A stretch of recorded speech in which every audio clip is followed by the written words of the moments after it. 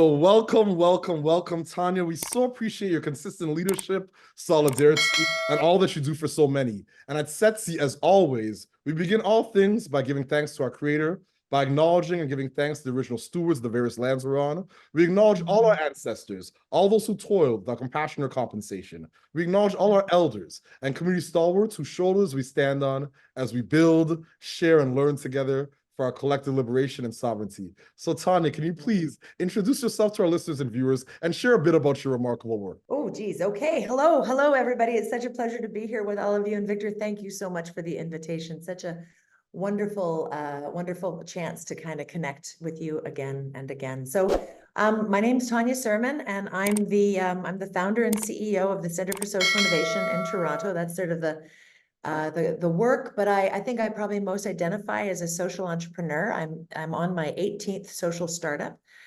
Started really a long time ago. I was actually thinking about this the other day. The first organization that I started was called Earth Shoppers.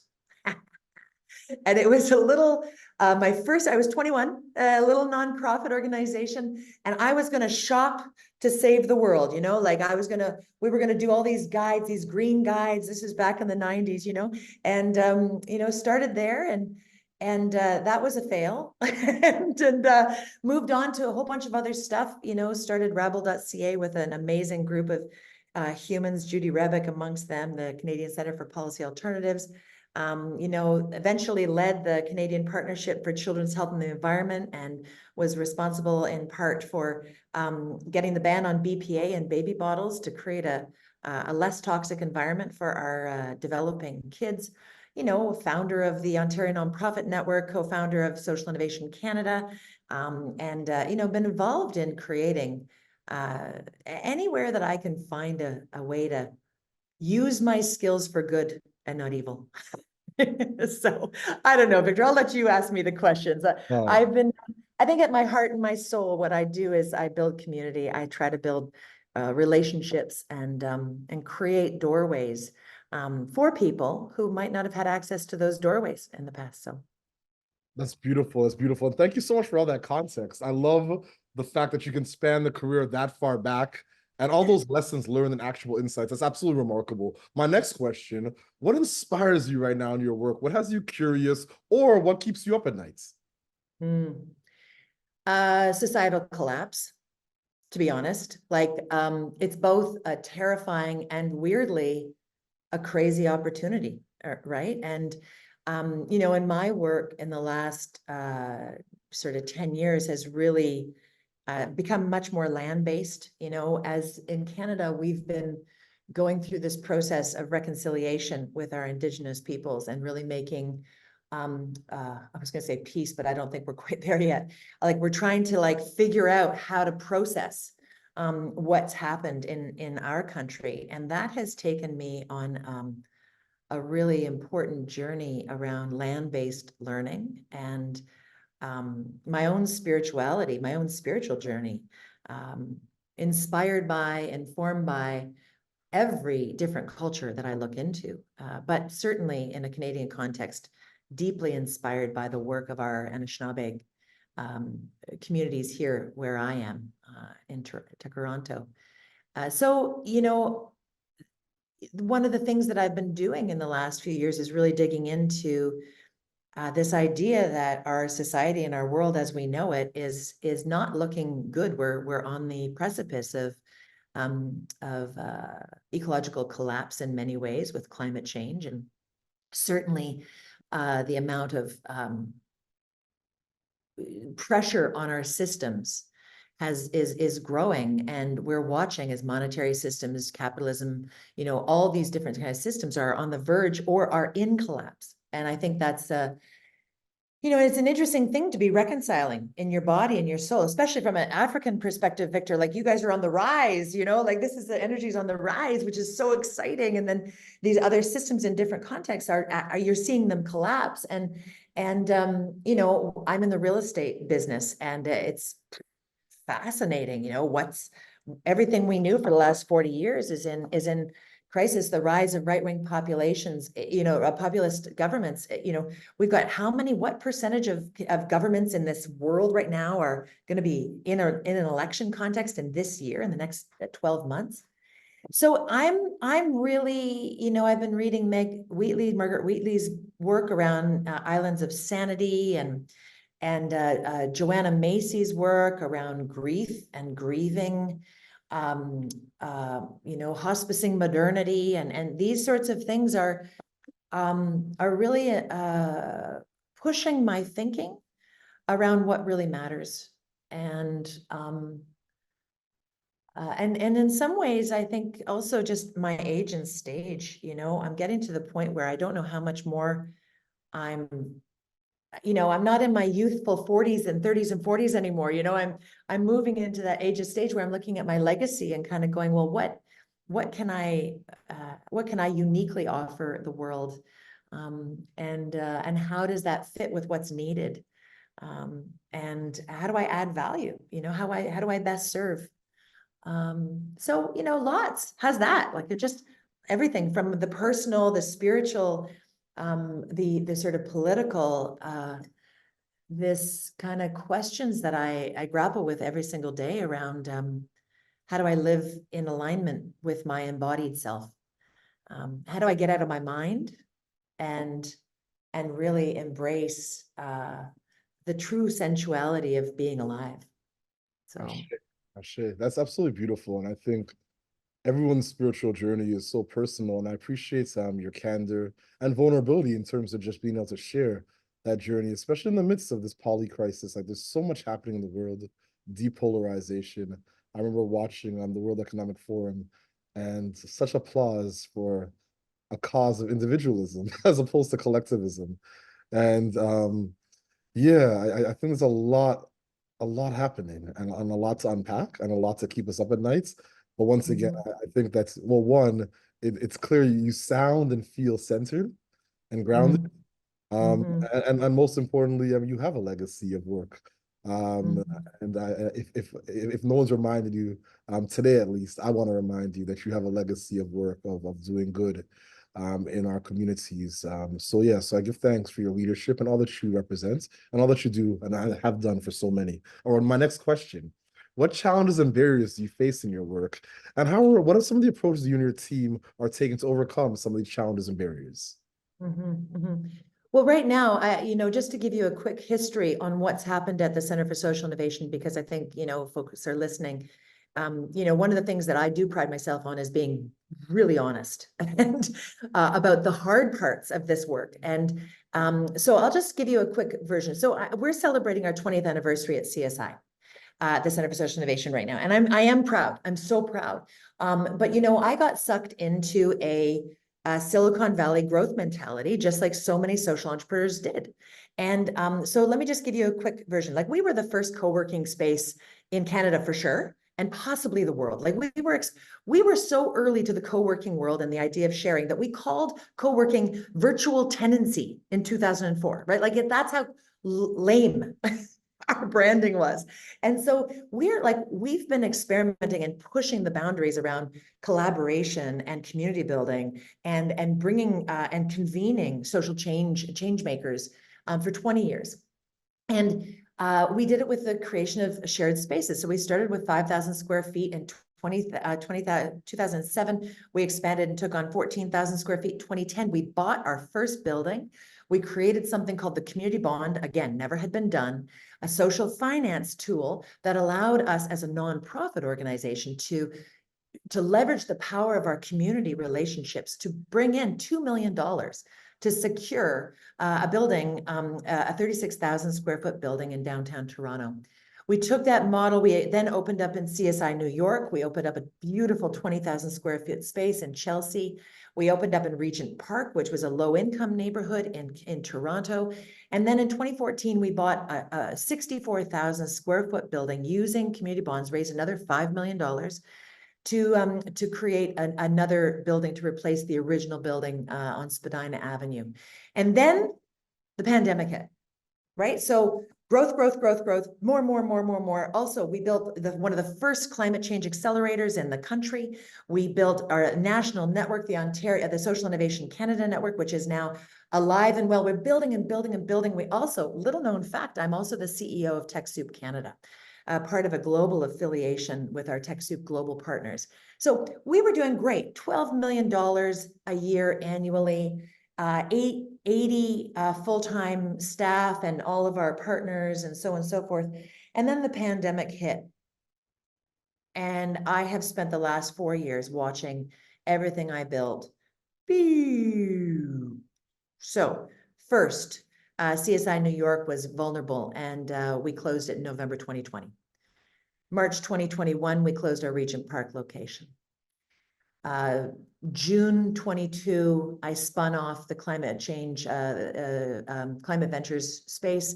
The charity that I built and Social Innovation Canada spun them all off to become independent, and am now currently in the process of selling one of our 2 buildings that we own in order for us to confront the financial realities of capitalism. I mean, so what do we deal with? We deal in the market. We're a nonprofit social enterprise, and we're now down to 32 staff and $5 million, half what we were previously. We're focusing on building our and transforming what we do at one of the 2 largest of the buildings that we own. And we're selling CSI Annex in order to ultimately try to pay off the mortgage at CSI Spadina, because being tied to the market means that we're not in control of our own destiny. And so what do we deal with on a daily basis? We deal with interest rates. We deal with property taxes. We deal with cost of inflation. We deal with the rich getting richer and the poor getting poorer. How do you create a space that's accessible for all if you have to charge? And yet, there is that value exchange, and you do need to, put a monetary value. This is the society that we live in. So I feel trapped between Horizon 1 and Horizon 3 right now, Victor, right? Like, we're in this process of transformation, trying to go from here to here. And this question of like, how do you do that with your values intact, right?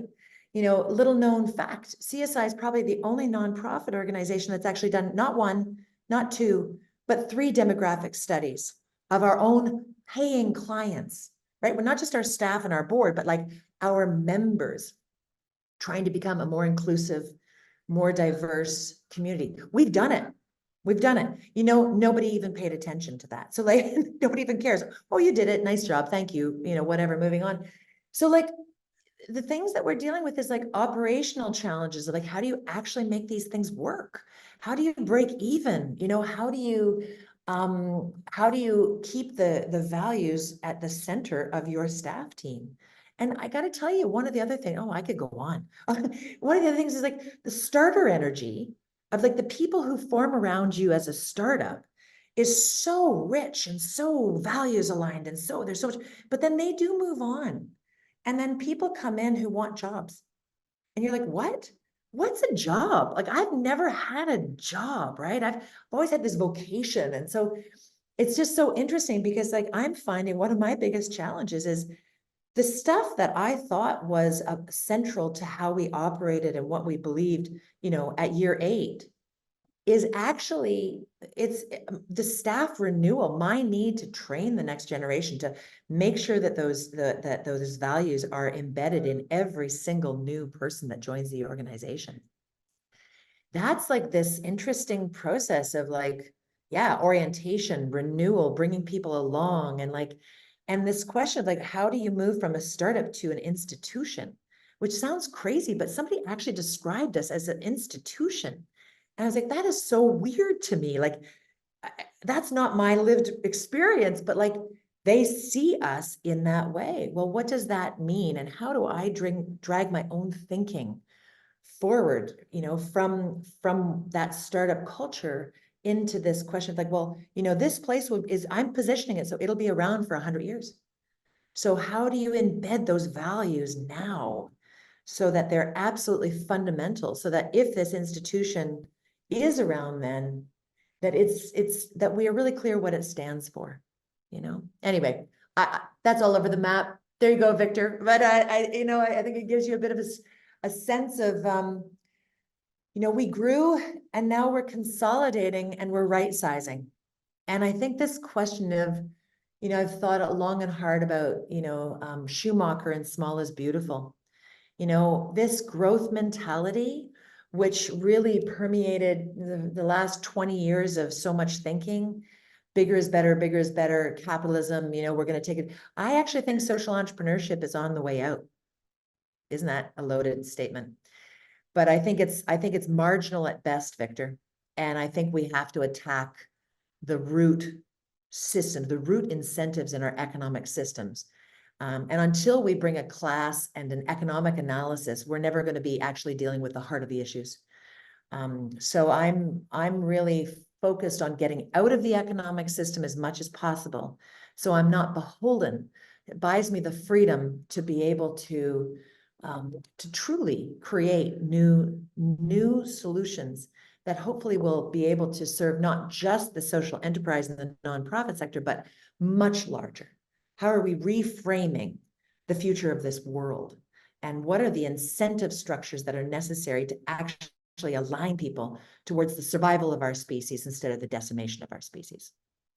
I couldn't agree more, and that's beautifully said. More importantly, I really appreciate the honesty and the tenacity of your authenticity and just straight candor. Like I really appreciate folks that are straight shooters, and we've always had a relationship since we met a very long time ago. I'm not going to date us, but the fact remains that there's so much work that's been done and so many lessons from that journey. You spoke before about the spiritual journey and now this operational journey of going from being a startup and growing and then now looking at what right sizing looks like. And I think that's a beautiful sentiment. And I think that there's tons of opportunities to unpack the CSI model just because you were the first to so many things. And then when you speak about the demographic studies, like it's so funny, like there's such a DEI pushback right now in so many ways. And I always laugh at my colleagues. I'm like, folks are saying DEI, we're on JADE, we're on justice, access, inclusion, diversity, decolonization, and equity. Like we're like pushback against DEI, that's fine.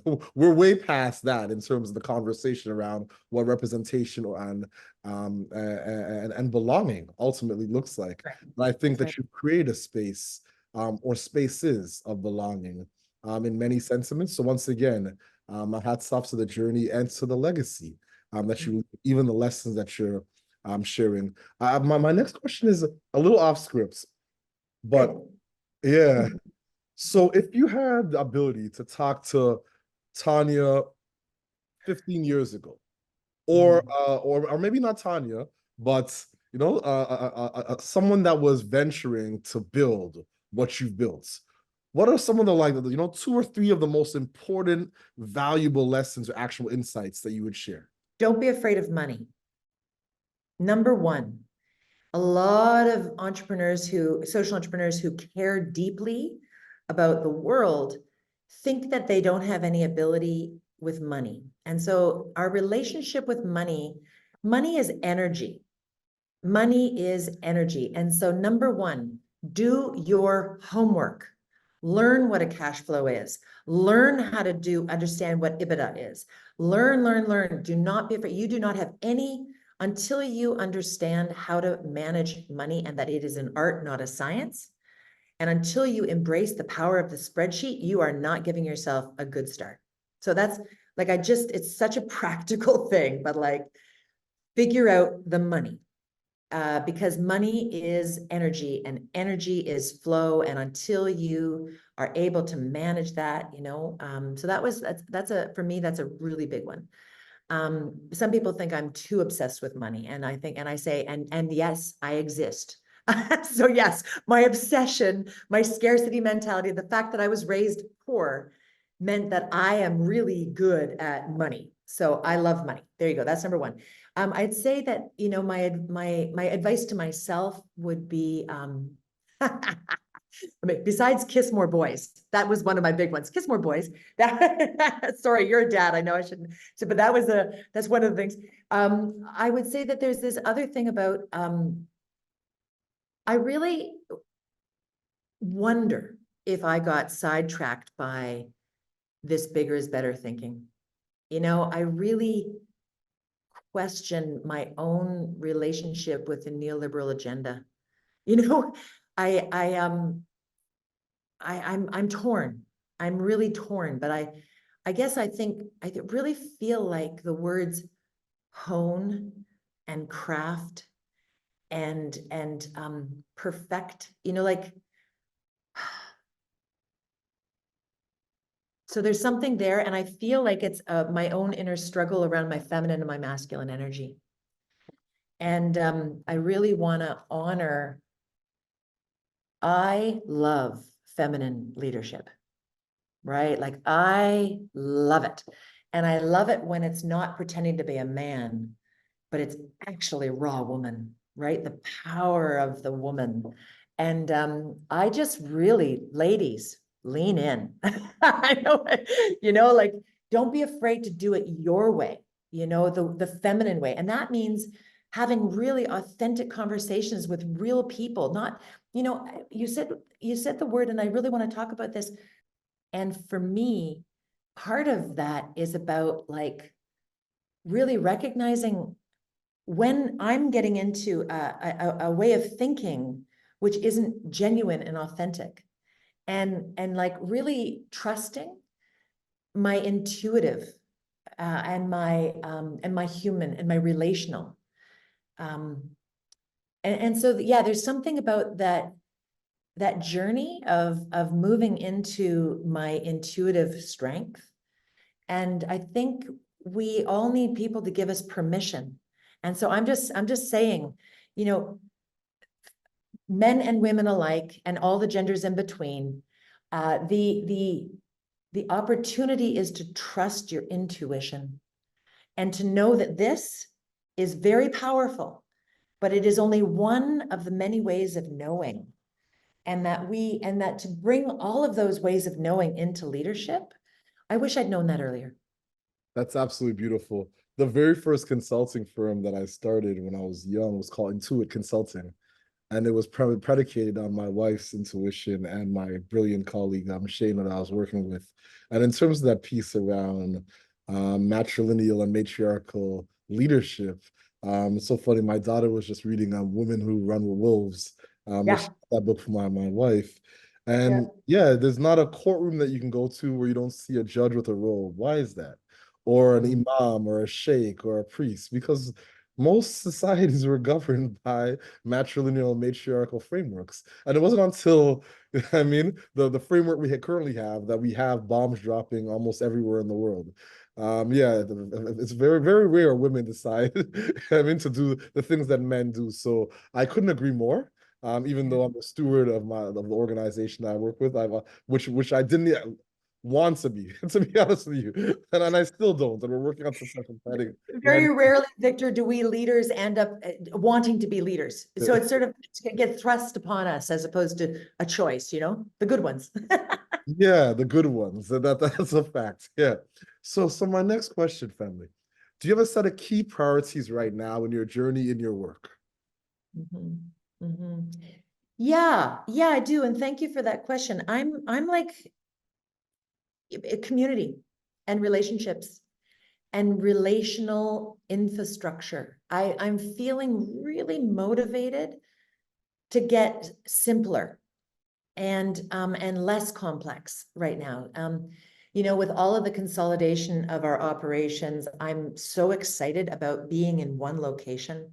I'm really excited about not having a whole bunch of distractions. I'm really excited about honing my craft, and our craft is about strengthening relationships. And this is at a time when we are facing epidemic levels of loneliness, social media distraction. And you said the word earlier, and it's sort of the core of who I am and what I'm trying to do is belonging. You know, how are we building belonging? How are we creating healthy cultures? how are we modeling the world we want? And, that's something that is a core language for CSI, and I'm leaning in deep and hard, which is, sometimes for me, the objective is to be the change, right? It's to model the world we want. It's not to talk about it. I don't have a lot of time for talking anymore. I'm getting too old. I go to less meetings, and I spend more time focusing on actually doing the work. So instead of arguing with a feminist, I just hire women. You know what I mean? Or, I just don't have, I don't want to argue. I'm not really good at it. I usually lose the argument anyway. So I'm better at building things. And so modeling the world we want is like such a core thing. And every decision we make, how do we make it a values-based decision? And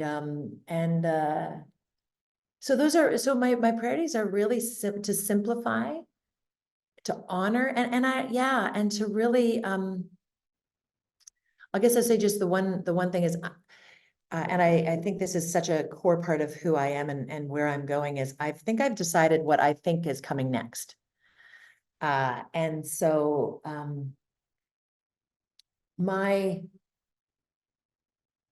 I believe there's what you asked your first question is, what keeps you up at night and what, and I said, ecological and societal collapse and the poly crisis. Yes. Yes. But I actually think we have to get past that spot and say, okay, what comes after that? And so I have my answer. And the answer, Victor, is circularism. Okay. In one word, everything we need to know about the future comes and is embodied in a shape that we learned before we were indoctrinated in the formal education system. And I believe we have all of the answers in that very simple shape. Circles are balanced. Everybody's included. Nobody's out. Everybody's in. Every single time you come up against a challenge, you can think about the circle as a potential solution. How do I embody the circle in my business model? How do I embody the circle in how we make decisions together? How do we embody the circle in how we're making every convening, every program, every single thing happen? So to me, that's the concept that I keep. There should be no waste. There is no waste in a circle. A circle is not extractive. It can't be. It's not exploitative. It can't be. And that's the secret. So this is done.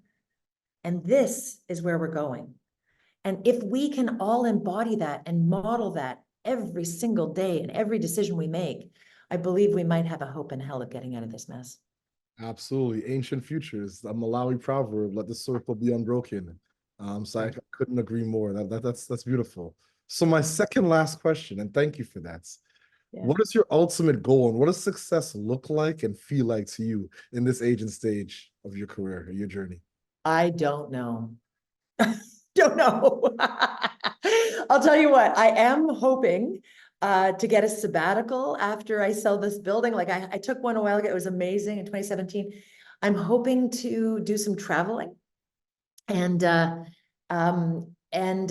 heal. I'm an extrovert. So COVID was not easy on me, Victor. And I think I'm actually just burnt a bit. I'm looking for what brings me that the jump in my step again, maybe I'll come visit you in Ghana and you can show me amazing things. And, but yeah, I think I'm trying to figure that out. I think I'm bringing a beginner's mind to my own personal development. And hoping that, if I create this spaciousness, which I'm creating such a huge spaciousness right now, that the goddess will find a way to guide me in service to her. That's beautiful. Thank you. Thank you for sharing that. So once again, an authenticity as always. So my last question, do you have any closing thoughts or calls to action for our listeners and our viewers? Don't get depressed, right? The process is the product. The process is the product. Our lives, I have a motto in my life, which is to make social change and have fun doing it. Victor, I'm going to tell you right now, I never thought that this society was going to last. I'm not actually convinced it will. I think there's going to be all of that stuff. So the question is, I've been accused of being a champagne socialist, and I rather think that's rather wonderful because I'm a party girl at my heart, and so I'm going to do everything I can to serve my children and my children's children and do the service I can do it. But I will likely be drinking a very nice glass of wine. And so that's the truth. And I really believe that we can't self-harm in the process of serving. We must find a way to be balanced and to find our own joy.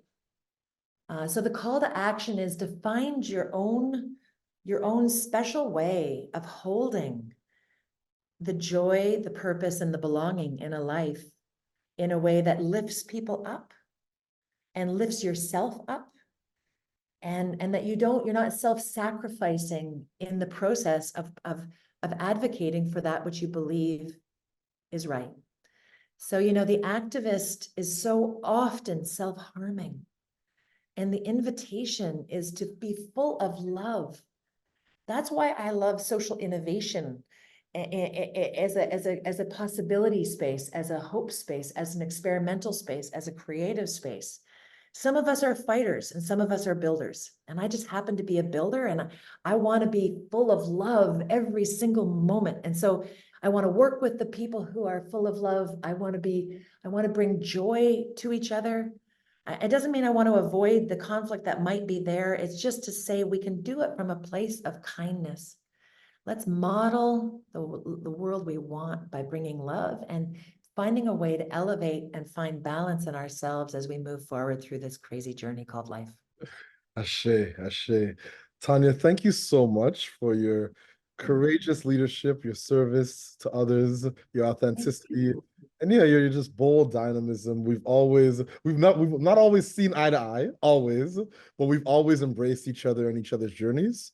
And I just really appreciate that everything that you stand for, especially this stage that you're at and what you're willing to share and all those lessons. So once again, Madasi Papa, I give thanks for all that you're doing and all of those that you serve. And as always at Setsi, we close the way we began this conversation by acknowledging, giving thanks to our creator, by acknowledging and giving thanks to the original stewards of the various lands we're on. We acknowledge all our ancestors, all those who toiled without compassion or compensation.